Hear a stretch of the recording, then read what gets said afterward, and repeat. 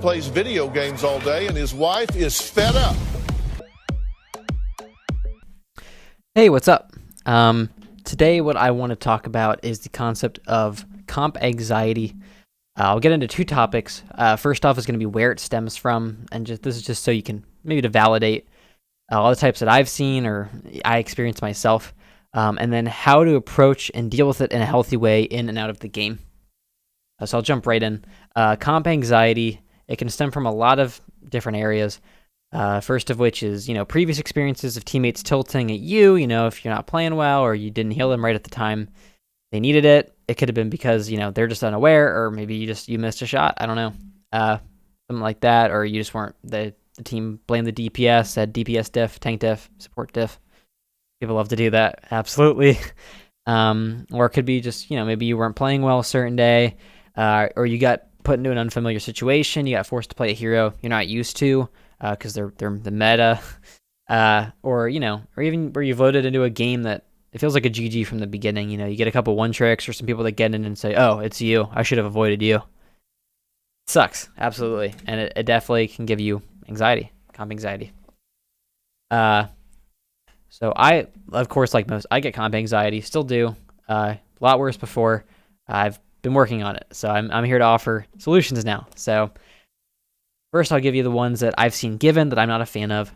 The first solution I've seen given a lot is, and this definitely has some basis in reality, of course, in solving your problem, is exposure theory, which here's your Wikipedia definition. It is exposing the target patient to the anxiety source or its context without the intention to cause any danger. Doing so is thought to help them overcome their anxiety or distress. Long story short is you keep doing the thing and you won't feel anxiety about it anymore, which definitely has some merit. If you keep doing something, you start a new job, you're going to have anxiety about it, but 3 months in, you're not even going to think about it. You're just going to be going in for another boring day of work. But comp's a little bit different just because, it's a catch-22. You want to get rid of that comp anxiety, but the general rule of thumb most people subscribe to, and I myself do, is, if you get 2 or 3 losses, it's time to stop for a bit. It's just not time to play. And that doesn't exactly coalesce with, just keep playing, you won't get anxiety anymore. Losing over and over isn't exactly conducive to wanting to continue to play the game, I feel. So that's one I scratch off.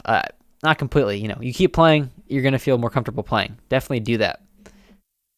But that's not a real solution to getting rid of all your comp anxiety. The second one I've heard quite often, and I've used up until recently, was to just play quick play until you get a win. And then you'll head into comp, you'll be warmed up, you'll have a positive mindset, you'll be good to go.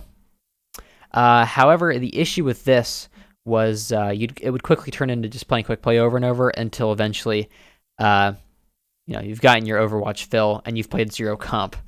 It can be because your anxiety for comp is just keeping you in quick play, or alternatively, it's just easier to be in quick play. It's easier, like they say, to keep laying down versus standing up. It's easier to stay out of motion than get into it. It's easier to stay in quick play where you're not getting flamed, or you're not being forced into heroes you don't like.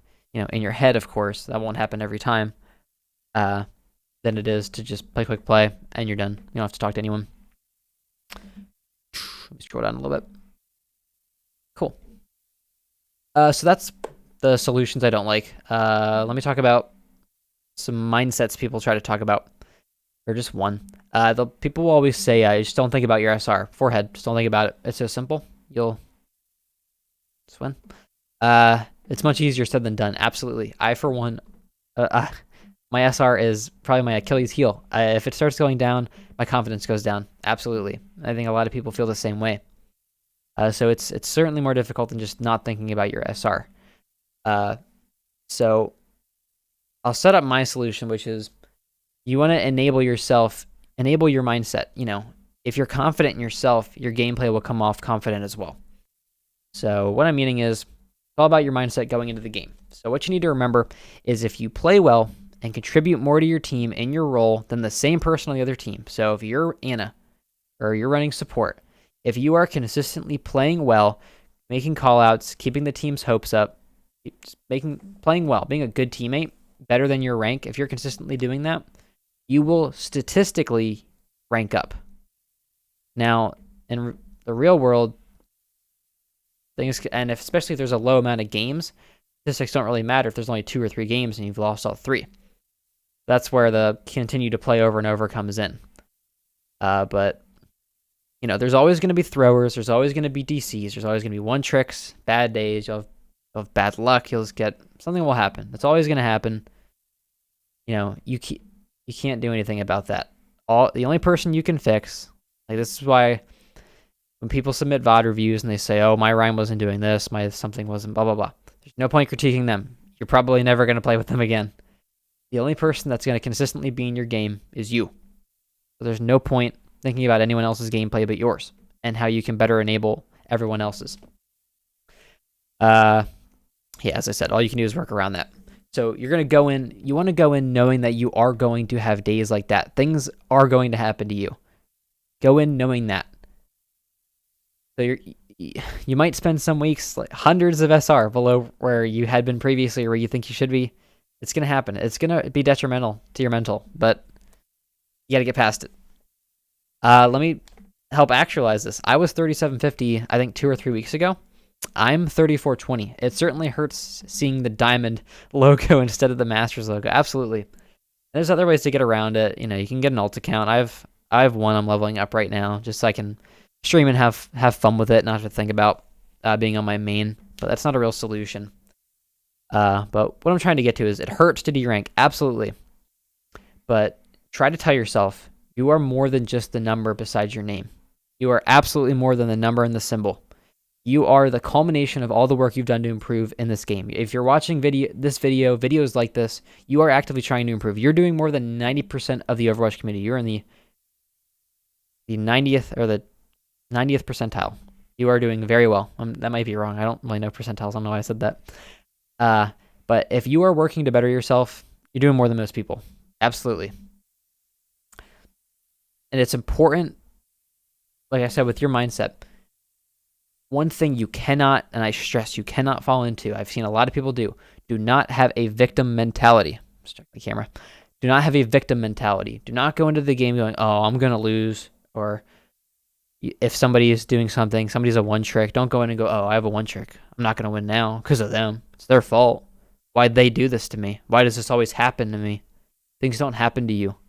Well, things do happen to you, but you can't think like that. If you think like that, you've already lost. Like you're already going to derank if you have that victim mentality. And this helps in real life too. Do not have a victim mentality. Go in there, try to take control of the situation. If you can't, you do everything you can and you still lose. It happens. Everybody loses games.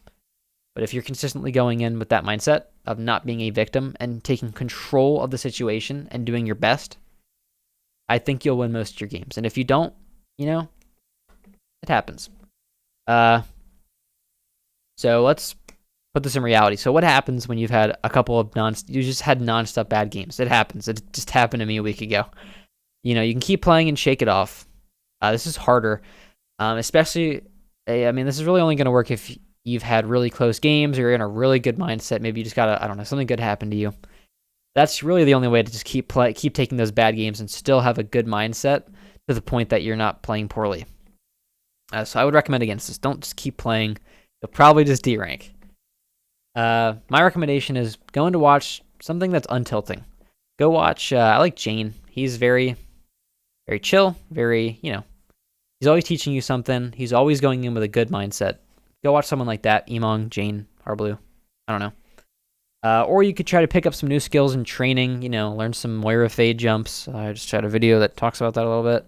Try to get better with Mercy Super Jump, better with Anna Sleeps, just something just to let yourself untilt. Do a VOD review of your previous game, super helpful. It's hard to be objective against yourself, but do your best, or just go do something else. I know when I'm in the mood to play with Overwatch, I don't want to, but, sometimes it's best just to get up. So, yeah, and this is talking about what I said previously. Don't consider yourselves the victim. If you fall into that mindset, you'll derank.